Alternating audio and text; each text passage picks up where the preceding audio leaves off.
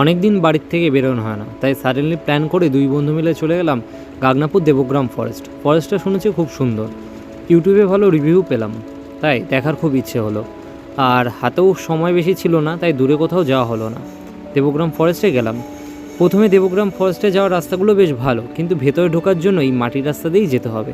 এখানে আমরা পাশে একটা বাড়িতে আমাদের বাইকগুলোকে রাখলাম, দেখলাম অনেকেই রেখেছে গ্যারেজ। তারপর আমরা ক্ষেতের পাশ দিয়ে ঢুকে গেলাম ফরেস্টে গিয়েই দেখলাম বিশাল বিশাল গাছ, কিন্তু সবথেকে ভালো লাগলো এই বেঁকানো পড়ে যাওয়া গাছটি, হয়তো আগেরবার ঝড়ে পড়ে গেছে, কিন্তু বেশ সুন্দর অ্যাস্থেটিক লাগছিল।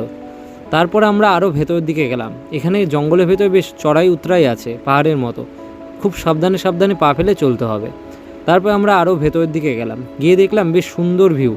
ফরেস্টটা দেখতে অনেকটা ম্যানগ্রোভ ফরেস্টের মতো। আমরা এই সময় গেছি, এই সময় গাছের পাতাগুলো সব ঝরে গেছে, চারিদিকে পাতা ছড়ানো, আর পাশে একটা লেকও রয়েছে, বেশ সুন্দর লাগছে। যাদের একাকিত্ব ভালো লাগে, বেশি হইচই পছন্দ না, তোমরা এই জায়গাটা মাস্ট ভিজিট করো, খুব ভালো লাগবে। আমরা যাই বাড়ি, আর তোমরা কত আমার চ্যানেলটিকে সাবস্ক্রাইব। বাই।